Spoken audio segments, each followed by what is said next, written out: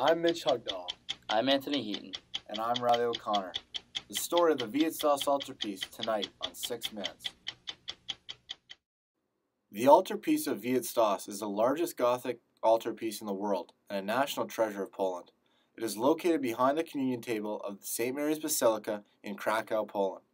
The altarpiece was carved between 1477 and 1489 by the Bavarian sculptor Veit Stoss, who moved to Krakow, where he resided there for the next 20 years of his life. In 1477, Veit Stoss moved from Germany to Krakow to start work on the altarpiece. Since Stoss wanted to build an altarpiece that was large enough to be seen from the back of the church, many innovations were needed to make something of that magnitude possible. The altarpiece is the first known example with rear fixed wings, which allowed for such intricate wood carvings to become possible.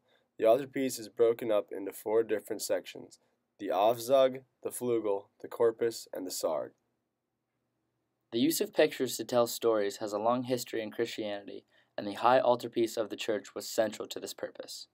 Many altarpiece stories centered on the crucifixion, but Veit Stoss's altarpiece takes the story of the Assumption of the Virgin as described in the Gospel of James.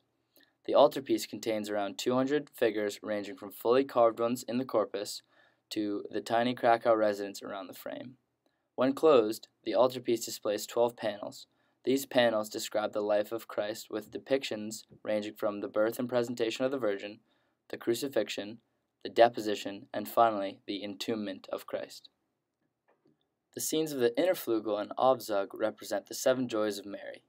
Compared to the outer flugel, the inner flugel's details were deeper and the colors were brighter. These panels highlight the resurrection scene on the right, where Christ rises from his grave in spectacular fashion. Finally, the corpus shows 6 larger-than-life carved figures with 7 partial figures standing behind, arranged as if on stage.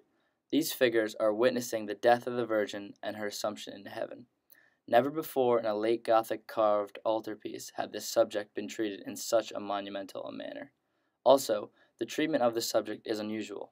Instead of being assembled at the deathbed, the apostles stand, deeply moved around the youthful Virgin as she kneels in prayer.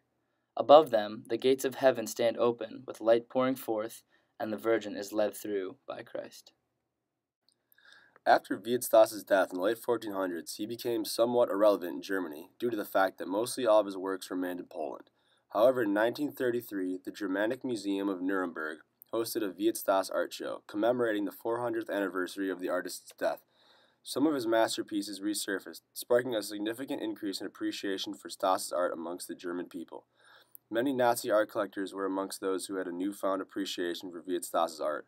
They hated the fact that the greatest piece, the Veit Stoss altarpiece, was decorating the walls of a Polish church.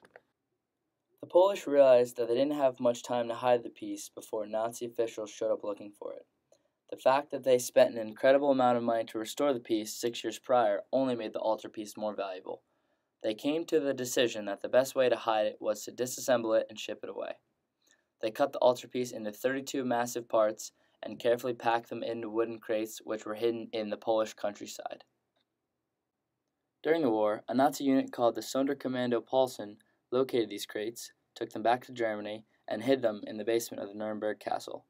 At the castle, Polish prisoners sent messages to members of the Polish resistance telling them that their great altar was hidden there.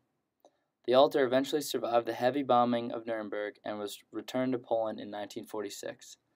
In the next 10 years, the altarpiece underwent extensive restoration and was finally put back into St. Mary's Basilica in 1957.